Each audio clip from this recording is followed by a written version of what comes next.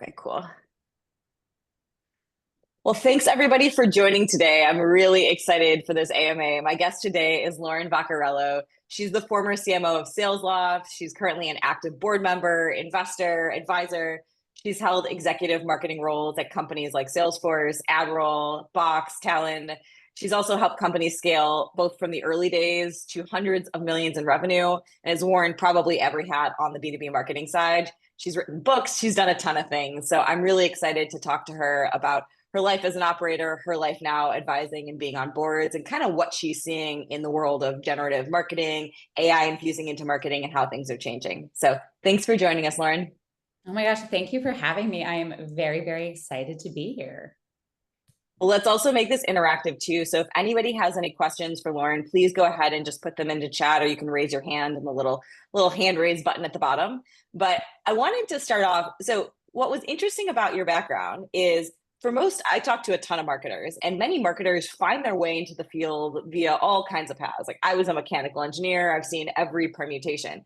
For you, it seemed like a very intentional choice. You studied marketing. You've been a marketer for a long time. So what drew you to that in the first place? I will say I wish anything about my career, the start of my career, was from intentionality. So I did go to school for marketing. I went to undergrad. The reason I majored in marketing was because when I was in high school, I had to declare a major while I was applying for school. And I looked at the available majors and I said, what can I write an essay about?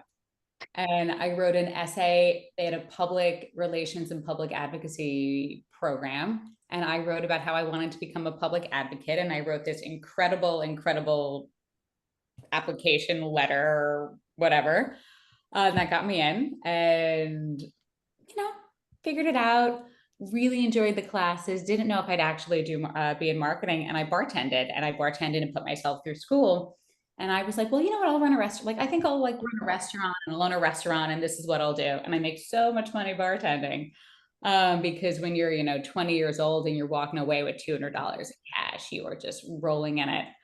And I backpacked after undergrad. I finished undergrad early. I finished about a year early. Backpacked, moved back to New York and said, you know what? I'll get a job. I'll apply for some bartending jobs and I'll apply for some office jobs.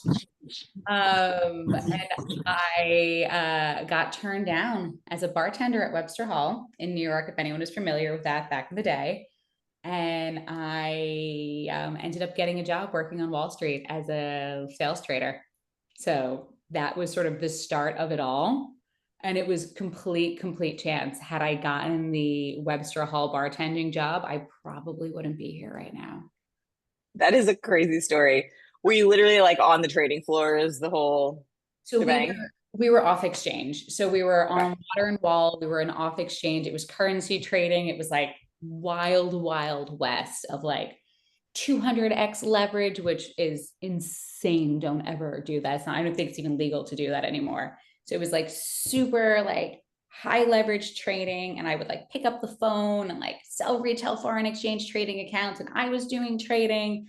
And then there was someone that I worked with that was building out this idea of like algorithmic training and how do you build algorithms to trade. It was very like, oh my gosh, which is now how high frequency trading gets done. And also when I was there, so before I joined there, I did have a job before that. And again, totally by chance, when I was bartending, before I moved back to New York, I needed health insurance. So I was like, let me try to get some jobs for health insurance. And I ended up getting a job at an online dating company. And this is long before online dating is socially acceptable. This is like early 2000s. And I got a job doing paid search. And I was not their first choice. I interviewed, I heard nothing back. And then all of a sudden I got a call that said, hey, do you want to start on Monday? And I was like, perfect. I need some cash.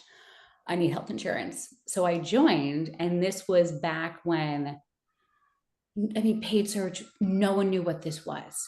I went on message boards to figure this out. This was like 2003, maybe 2004, where there's bid gapping. And I was like literally inventing things as I was doing it. So I was doing that. Fast forward, I'm working at the trading company. and I'm doing sales trading. And then, 21-year-old Lauren, full of hubris, says, hey, you guys do paid search. Can I know how to do this.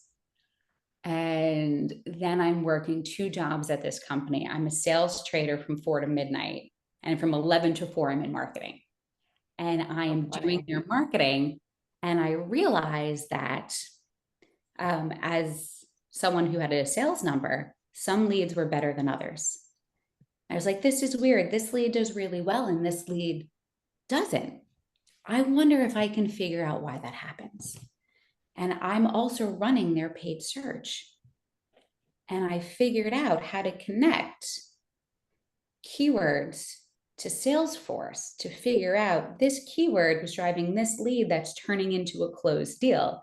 So I research it and I Google it and I find this software called Keaton that connects the two things together, which eventually gets bought by Salesforce and becomes Salesforce for Google AdWords. And the reason I did this is so I can build my own lead lists. So I can call down the leads that are more likely to convert so I can hit my number faster. So you could outperform. So I can outperform. I love that. And this was like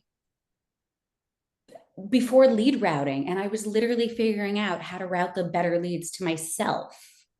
And this was before, and this like the standard of a B2B marketer, and this is the soapbox I've been on literally for over 20 years. The success of B2B marketing is not, I drove a lead. It's, I drove an opportunity. I drove a deal that closed. I drove a deal that stuck. It's attached to revenue. And I figured that out in 2004, 2005. So anyone who's like, my job is to drive leads, I was like, you need to be smarter than me 20 years ago. If you're not, like, this is table stakes now. But like, I was sort of like tinkering and figured that out back then. And it was totally like fell into the whole thing. And it was literally because I was like, how do I hit my number? Yeah. So nothing about how my career started was like, I planned this. It was these like weird moments in time. And the company I was running paid advertising for, I started doing that. By the time I left, I was running all digital for them. I had the website. I built webinars there, and I knew what a webinar was. I ran their news site. That was the #1 news site for currency trading in the world. Like, we were the 8th largest online advertiser, and I was 21, 22, 23. I had no idea how unqualified I was for any of this. With like $1 million budgets too, probably like insane budgets. Insane budgets, because the only thing we did was online and no one was spending this. And I was like, I can probably figure this out. And I was like young and confident and drove results and just like had this instinctual connection between marketing and sales because I literally sat on both sides. That is so awesome. And honestly, I love when people are very honest and very just open about the real story, because most people's stories are not like, oh, I did this and then this, and I was always going to go there. It's like, no, that's not how the world works. I mean, I could completely respin my entire life of like, this is how I intentionally did this. And I was smart and hardworking and willing to take on more and just sort of leaned into opportunities that I had no idea were opportunities at the time. Well, one thing that's interesting too, I'm wondering whether, being a trader where everything is so dollars focused, whether that was kind of what gave you that insight of, hey, we have to tie ourselves from a marketing perspective to revenue and not to leads, which is a stupid proxy metric. Totally agree. And it was that, and it was also like, I want to hit my number. I want to be successful. I want to make money. And this was, it's New York City. Should I tell you how much my starting salary was just to make everybody like, yes, it's New York City. I got hired at $35,000 a year. Wow. And it was a long time ago, but it wasn't like that long ago. Yeah. And I make $35,000 a year. I don't have savings. Like, I got to hit my number. I got to make cash so I can pay my rent and buy food and do all of the things. And I was like, well, okay, I do this marketing shift because this is fun and I like it. And then I do the sales shift. How do I make sure I like hit my number, I crush it so I can get paid more? And then I also worked overtime shifts because they got me extra money. So this was a pure like Maslow's hierarchy of needs. Like, I got to pay my rent. I got to eat some food. Maybe I can put money away, but I didn't even think about savings back then. And it made me really align well with like, what does success mean? Like, how do I drive a real result? Part of it was selfishly because like I needed it too, but it made me a really successful salesperson. It made me a really successful marketer. Well, since you kind of got to be even both hats at the same time, what have you seen, I think, through your career in best practices of aligning marketing and sales, especially when you get to huge companies the size of scale, Salesforce and Box, things like that? It's just, there's always friction. Oh, 100%. It is. I'll tell you the basics and then like the one click under. Like, you have to start with the same metrics. If marketing walks into a room and says, this is how many web visits we have, and this is how many leads we drove, and sales like, that's fantastic. I missed my number this quarter. Like, you were just going to set up for friction. So don't ever do that. So I always try to make sure at the highest level, how are we looking at the same things? How is marketing looking at pipeline and pipeline that closes? Here's a rub that I've seen a lot of places. Marketing will think about sourced pipeline. Sales will think about closed pipeline. So marketing is thinking about, I need to drive pipeline and I need to drive $10 million of pipeline this quarter. So we're thinking about, especially in enterprise deals, how do I get pipeline that's going to land later? How do I sort of build for the future? Marketers will often talk about sourced and sales leaders will often talk about close. They're like, this is how much pipeline I'm going to close in this quarter. So the more that marketing leaders can understand that one click below. So it's sales is thinking about, how do I hit my number this quarter, this year, and marketing's planning for later. So when you talk about pipeline, this is how much we're sourcing. This is how much open pipeline you have. This is what you need to help close. So make sure you get those numbers. And then like one of the best relationships I've had with the sales leader, I remember when I was CMO at Talend, we had this wonderful, wonderful CRO named Anne Cristal. She's phenomenal. I love her to death. We started each week together. We ended each week together. The start of each week, it was, okay, how are things looking in your org? Let's look at what's happening in the business. Okay, this is the number you have to hit. This is how we're pacing, what's going on. Okay, on the marketing side, this is what's working. This is what we have coming up. This is what we need for you. And at the end of the week, we had the more casual debrief of, okay, we had our plans, like really, how are you doing? What's going on? What do we need to know? So we had the business connection, we had the trust, we had the ability to have real candor between each other when things weren't working. But at the end of the week, it was, and we're also just people. So, you know, as an executive and a leader, you don't have people to talk to. So it was nice to have that at the end of the week going, wow, this week just was crushing, or you know what, this week was amazing. And I really appreciate you for it. I like that. I also love the fact that you kind of talked about it's okay to have differences in terms of we can all be focused on pipeline and deals closed, but it's the attribution versus the actual closing that matters to different people. One thing that's always boggled my mind though is I fundamentally agree. Marketing should be marketing should be measured on revenue and should be measured on opportunities closed. Why are they not comped based off of that? Why do we not comp marketing as a variable component based off of that?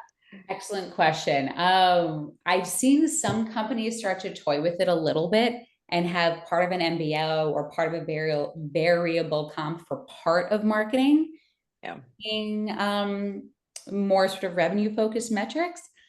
I gotta say it's a little bit harder if you're not on the sort of PLG, e-commerce, quick sale side, because there's so many marketing touches. There's so many things that go to it. The other part of it is it's not marketing's only job. Like one of my favorite things that someone ever told me was sort of the difference between sales, marketing, and a CEO. And it was sales is in charge. Sales needs to look one hill ahead. Marketing needs to look 5 hills ahead. The CEO needs to look 20 hills ahead. So sales has to focus on, how do I close revenue? How do I close this month? How do I close this year? Part of what marketing does needs to build today. We need to help support sales for right now. But the other part of what marketing does is, what category are we in? What's the market? How big is the market? How do I grow the pie for us? How do I work with the product organization to make sure we understand the customer, we understand needs, we understand where the market's going? How do we shape the future? And if all marketing is comped on is the direct revenue, we're going to miss the bigger picture, which is arguably the most important thing of marketing. It's the strategic. It is, where is the market going? Who are we in this market? Why do we win? Who should we target?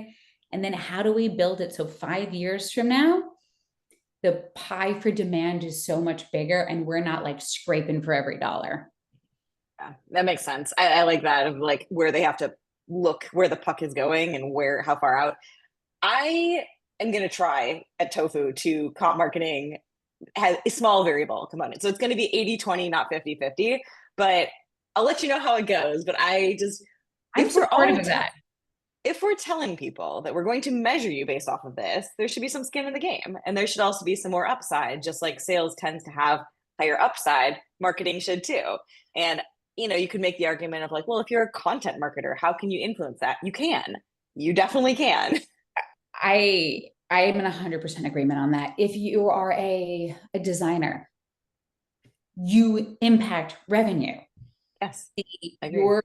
Your designs impact perception of the brand. It also could impact, this creative performs better than that creative. Every single person in marketing, every single role will impact revenue. We also do a bunch of other things outside of revenue.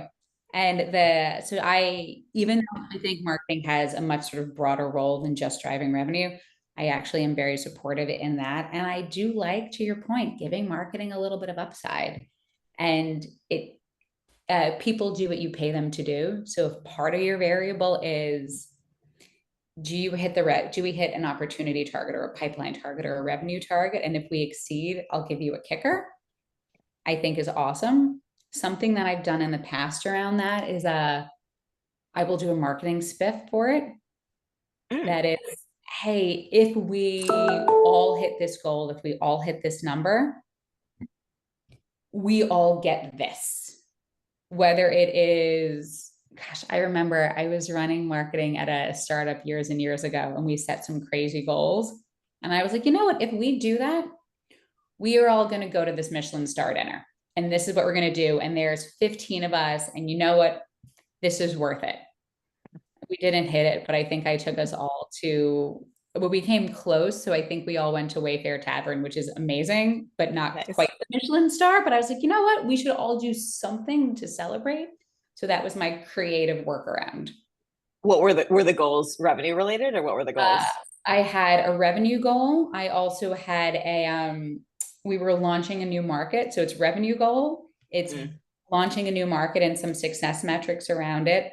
And then the third one was, how do we get our new website out in the most ridiculous timeframe possible? We hit the revenue goal. We hit the new market goal. We did not get the website out in time. And I was like, well, we're close. I can't give you, I can't say, here's our goal. And then you get it if you don't, you get the spiff if we don't do it. But they just did such a good job. We did an almost medium. We did a medium. Nice. I like that. I like the idea of doing a spiff for marketing. I've never heard that before, but it totally makes sense. Again, people should be incentivized and should have time boxed ways of trying to come together to achieve goals. So that feels like a great way to do that. One of my good friends and somebody you probably know, Kathleen Eistrich, who marketing leader and now on the investor side, she and I always talk about the fact that people go to market is all the customer touching functions. It is marketing, it is sales, it is customer success, and making sure all of those groups are truly aligned and truly working towards the same goals is really how you're going to accomplish it and how you're going to grow the company.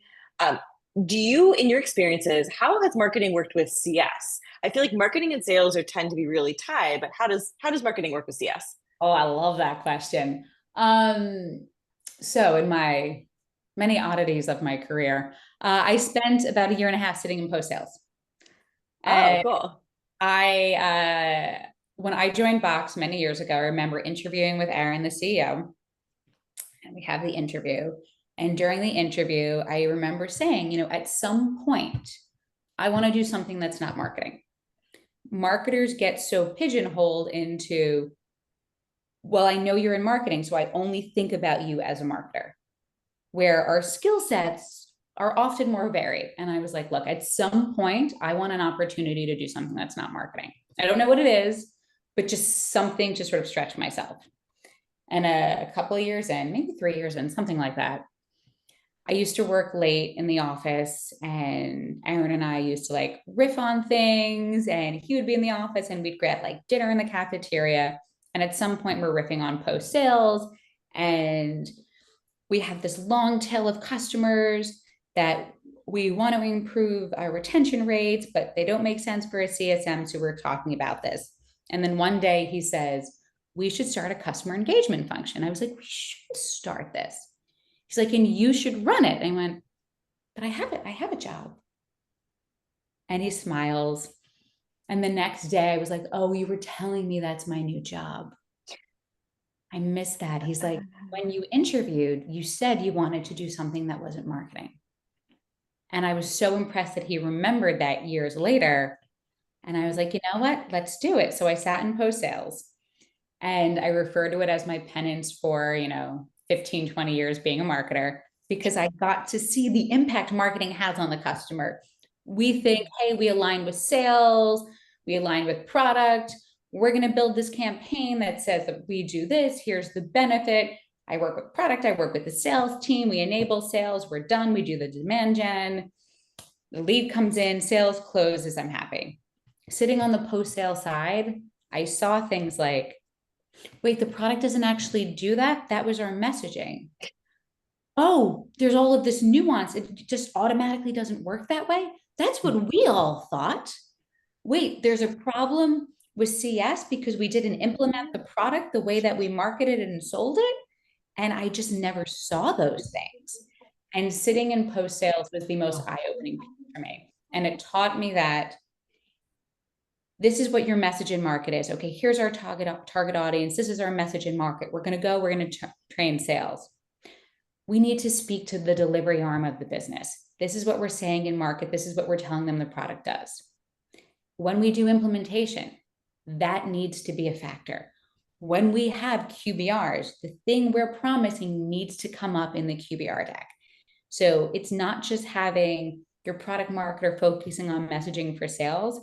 I have product marketers sitting focusing on messaging with CS that goes a level deeper, because once you're actually a customer, you don't just want the high level, you need the there and there. So sitting, working with post sales, I think marketing has a huge role to play in things like QBR decks of, yes, this is what we do and here's the results, but what does this mean and how do we craft the message around it? I think marketing has a huge role to play in customer advocacy and how do you build scalable, repeatable programs to deliver customer happiness.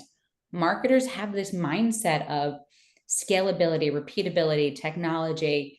How do you take the what and add the why that has a ton of value to the post-sales org? And the post-sales org has tremendous value to marketing because they're the closest to the customer, not to the prospect we're selling to, but to who's really using the product. Like I think marketers need to sit in CS, need to sit with a CS organization, need to pull that insight into that first touch point and make sure that translates all the way to after they're a customer.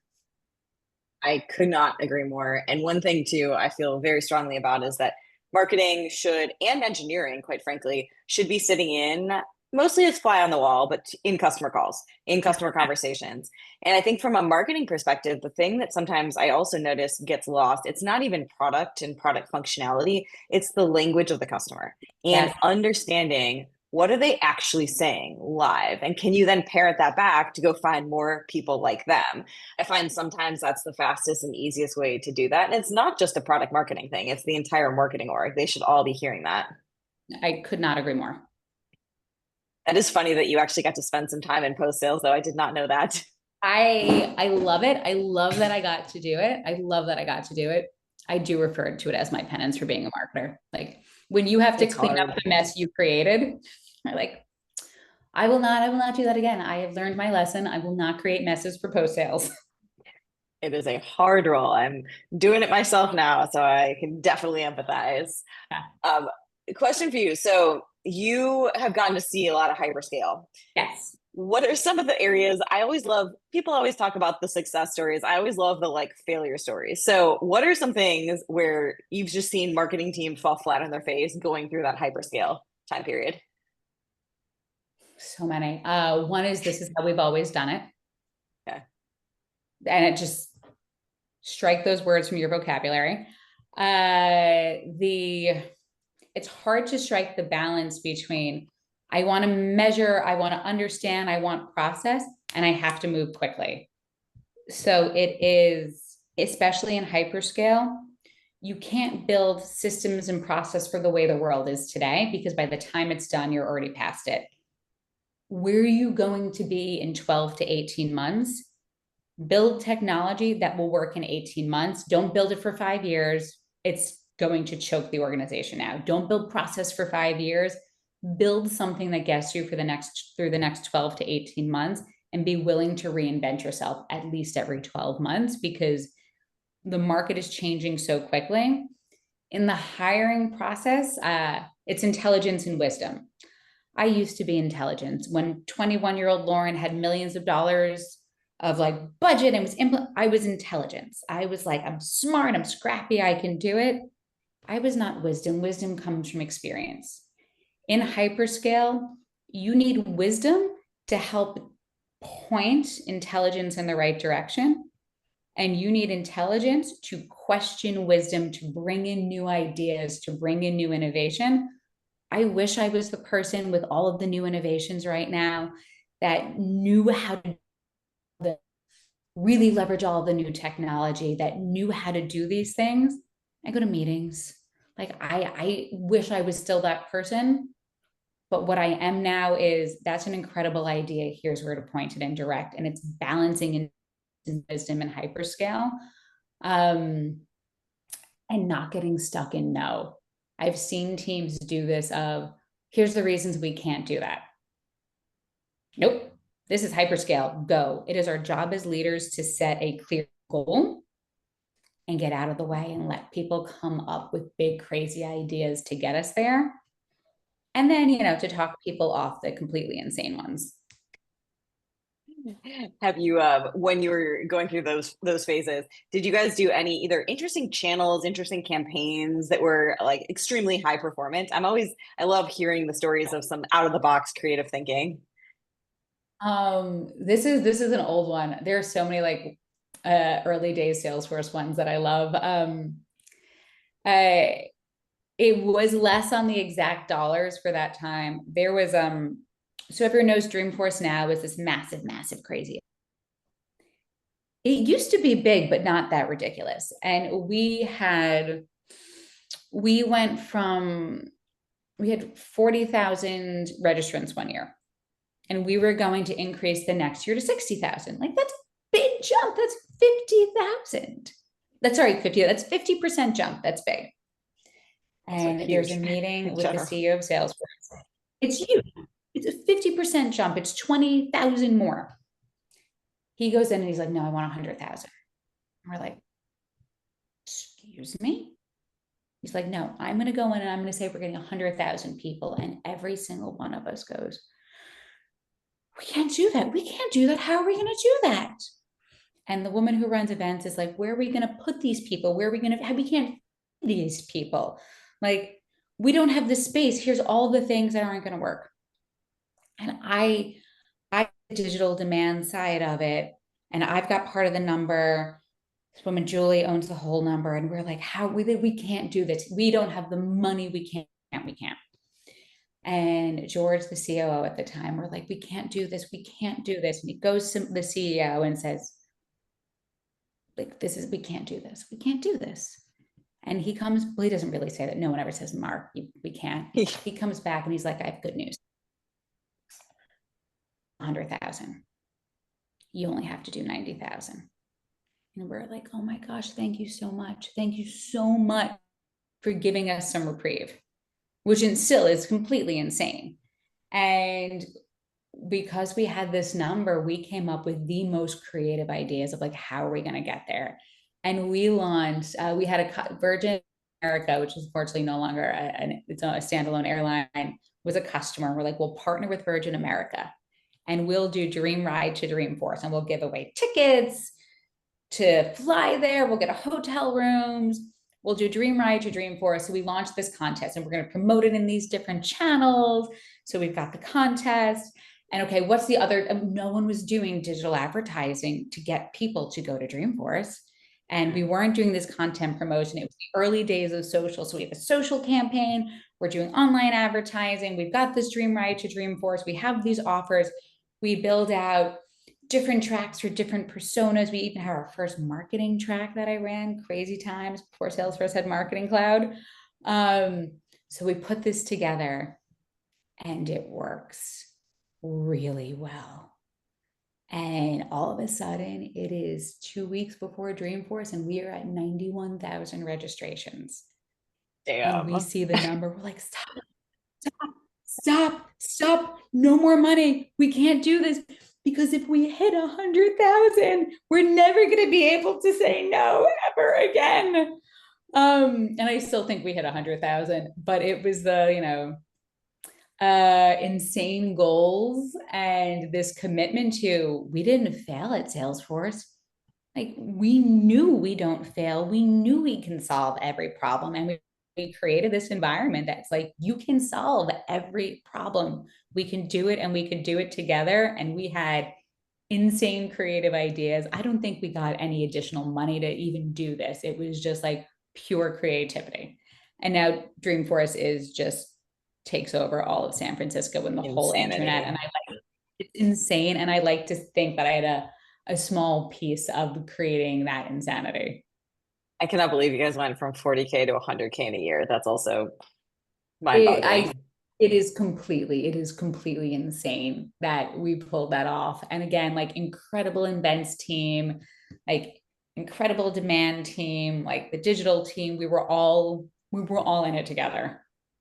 The very first time I ever went to Dreamforce, one of the things that was so striking to me that was my goal in general in my life, I always joke that starting a company, one of my check boxes was I want to build something the size and scale of Salesforce. It's been the company my whole life. I've just idolized more than anything for a lot of reasons. But the very first Dreamforce I went to, it was this like rabid, passionate fans. It's not even users. It's not a user conference. It is a fan conference. And it is just amazing how a company has been able to build so many people's careers who have just so much love and affinity for the company. It's not even the product, it's the company holistically.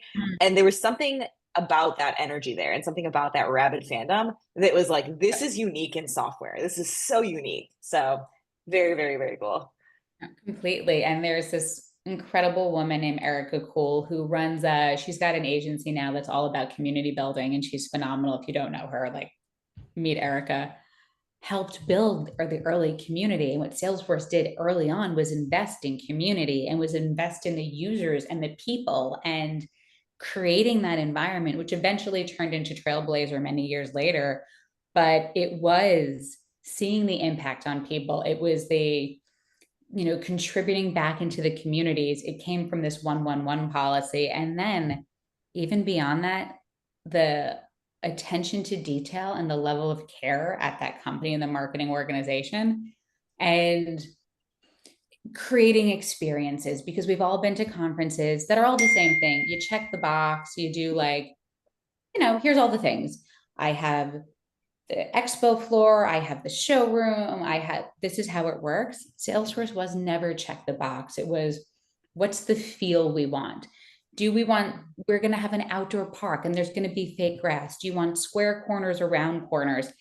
And most companies would be like, that doesn't even matter. Why do I even need fake grass? And you're like, no, it's all the little things that create the feel for the environment that comes across, that you get that warmth, you get that excitement. And it's no offense to Oracle, but like You show, like, you go to a Salesforce conference, you go to Oracle Open World, and Oracle is still an incredible company, but they're different feels and it creates very different communities. I could not agree more. Um, yeah, it's a crazy, crazy thing to see how big it's gotten to. Yes. I wanted to fast forward a little bit. So your last role as an operating CMO was Salesloft, and obviously gotten to see that company scale a lot. But what's interesting to me is that company is one of the few where there's a kind of direct competitor, very, very similar products, scaling at the same Yeah. speed, directly competing. What was that like? And I guess how, as an internal team, did you try to either go after different markets, different messaging? What was the tactics you guys took? Great question. It's always important to think about, where do we win? Where do we win? How do we win? Why do we win? And part of the things we thought about, okay, why do people choose this? One, as a non-product thing, was people love the experience. People love our salespeople, our post, sorry, there. People love sales lofts, salespeople, post sales. And it would always be this very direct comparison to, like, we like your team more than we like this other company's team. And we're like, okay, if this is a real benefit, how do we make sure we highlight this experience and show this off? Another thing we felt that we had more on was the category, the vision. And something that a lot of demand marketers often don't think about is, well, how do I make sure we do well in, say, a Forrester Wave or a Gartner Magic Quadrant? How do I work on the category development piece? So not the dollars today, but building the market for the dollars tomorrow. So Salesloft spent a ton of time with analyst relations, and how do you work really closely to not only give, your perspective, but understand what the analyst perspective are and bring it in. And I think that made a huge difference on both sides. Salesloft has continuously done really, really well on the Forrester Wave. And I think about where they were before I joined and after, and that level of impact is phenomenal. And it's really clear target audience. Like, this is where we win. This is where we win. This is why we win. Let's not get distracted by, oh, my competitor is here, my competitor's there, I have to be there too. It's like, nope, we know where we win, we know why we win, let's stick to that. And then finally, there was this running phrase of, like, we're in a knife fight in a phone booth with this competitor. And I remember hearing that, going, well, get out of the phone booth. I don't want to compete with them. Why are we doing this? Why are we competing there? Where can we go where that is not the option anymore? Yeah, interesting. I also like that you didn't shy away from leveraging the experience of the people, the actual people, not even the product, but the people experience, because that's such a big part of buying software, which people gloss over too frequently, is you're not just going to day one be up and running. You're going to have a team of people behind you that are going to be helpful. So I like that as a differentiator. Absolutely. And now that you're kind of on the, board slash advisory side, investing side, what's different in terms of how you guide some of these earlier companies that you're seeing, especially in the current market? I know there's a few things that I keep hearing over and over. One is like the whole do more with less. And then the other thing that I keep hearing a lot of is people really trying to consolidate tools. So less tools, less people, all of that. What are you seeing? What are you hearing? And how are you guiding companies right now? Great question. I've been advising a number of, just thinking on this sort of go-to-market AI companies, and even beyond that, I will say in the last, call it year, I think I've advised companies in literally every vertical, in go-to-market AI, in several companies in sort of like the health tech space, both AI driven and not AI driven, in fintech, in in renewable energy, in sort of infrastructure. It's been amazing. And like the breadth of companies, everything from your sub 5 million in revenue up to hundreds and hundreds of millions. And so for the smaller ones, a lot of what I'm seeing and talking about is actually this sort of transcends everything. Start with your ICP. Do you know who your Heard a quote that I 5 love million from an author, and and it's sub 5 million, it's figure out who you're selling to, get product market fit. And then it's like, who are you going after? Don't get distracted. Don't change your product roadmap because one big customer might buy from something. Like, know your ICP, know why you win, know who your ideal customer profile is. So start there. Then make sure your messaging really, really aligned with your ideal customer profile. That is going to be completely, completely critical. And here's your proof points. Here's your benefits. Don't get distracted. You get a lot of do more with less. It becomes more spend wisely and spend intentionally. Why are you spending this money? Does it make sense?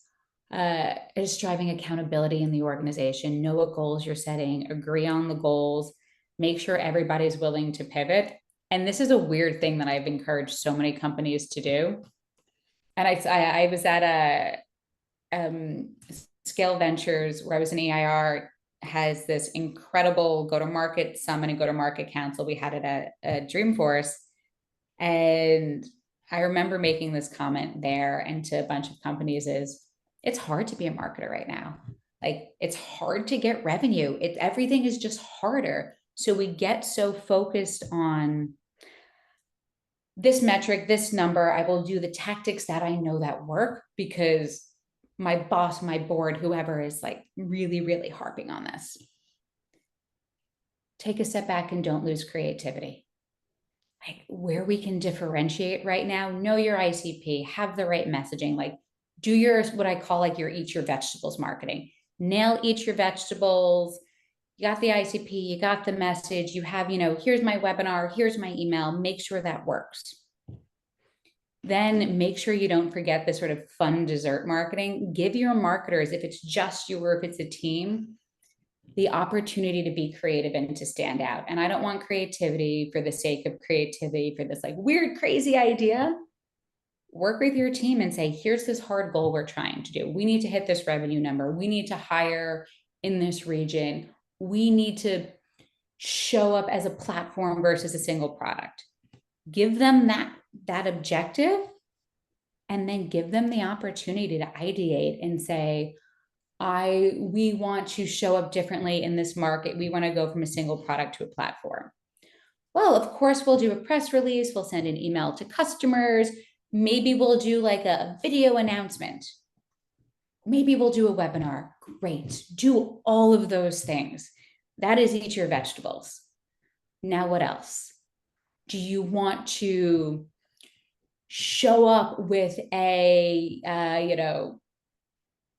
pop-up truck outside the Eiffel Tower that has the difference between your old product and your new product? I don't know. Do you want to think like Red Bull? What is the thing that you can do that's different and big?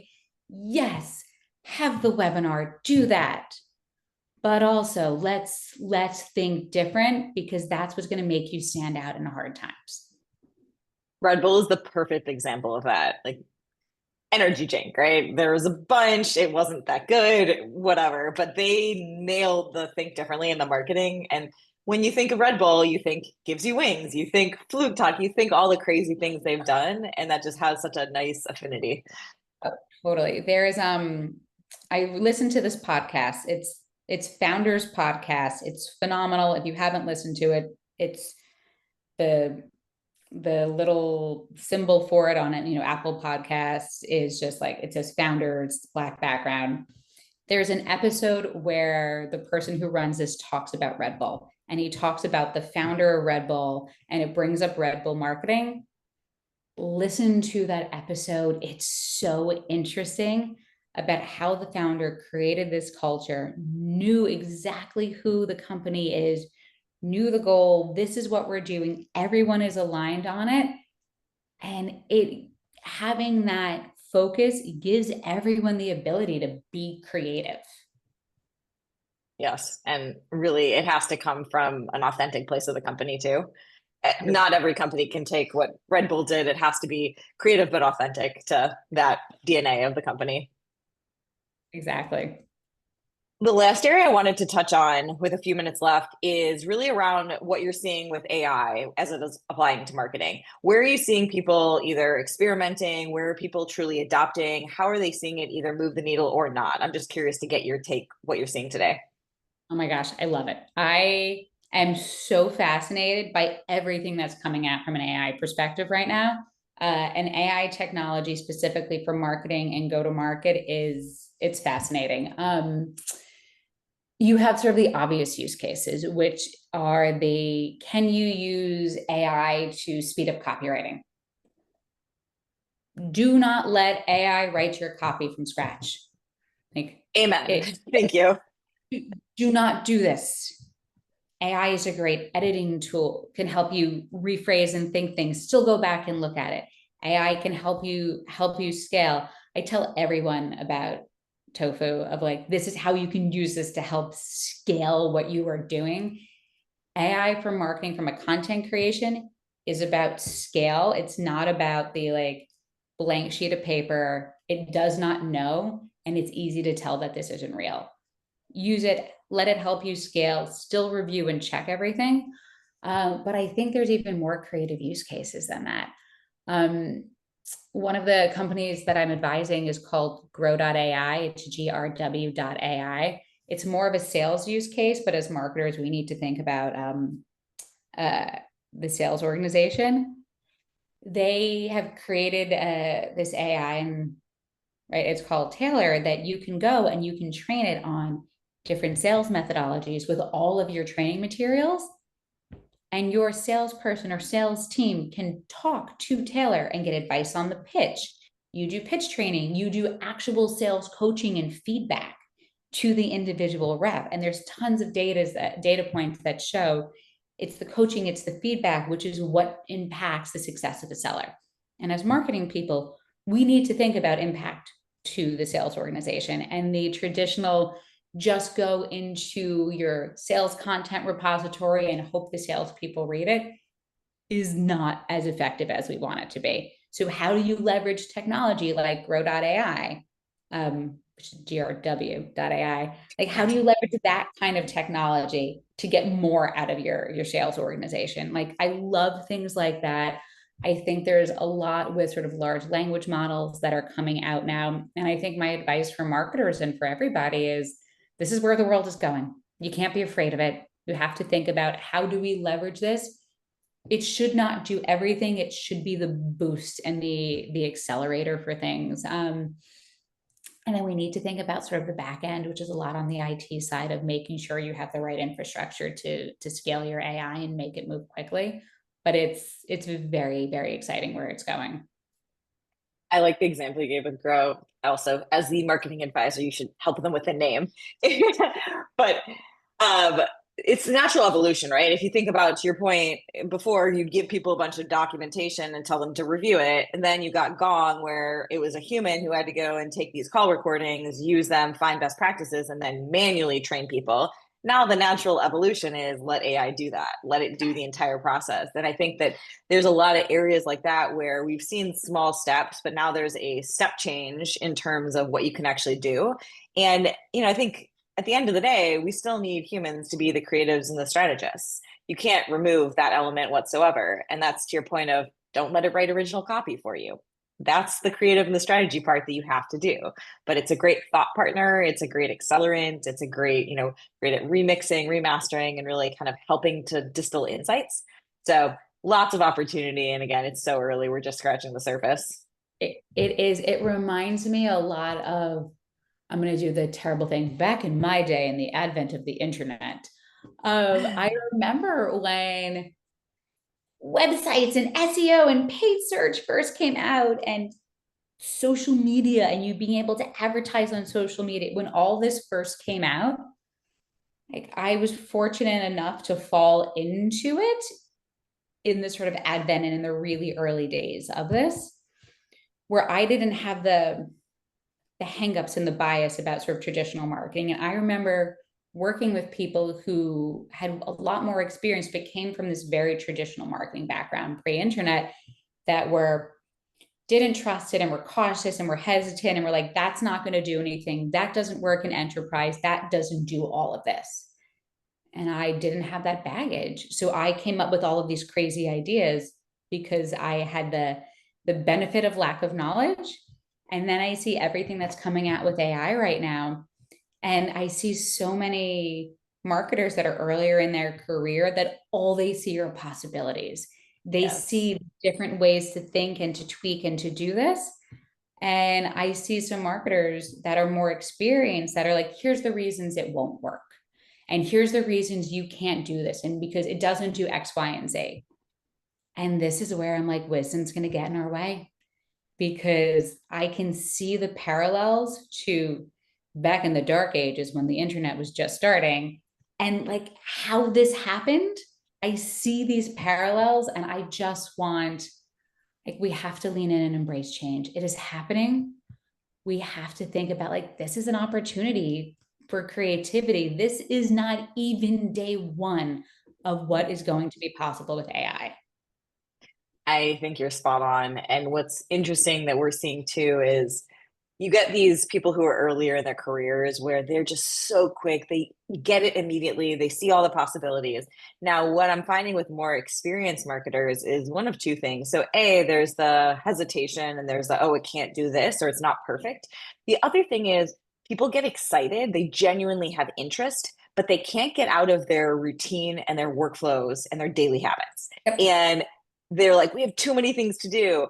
And it's the sunk cost fallacy almost, where you're like, if you actually just invested a little bit of time up front, where, yeah, it actually might take you longer to do things for the first week, but after that, it's going to be so much faster, so much more scale you can do.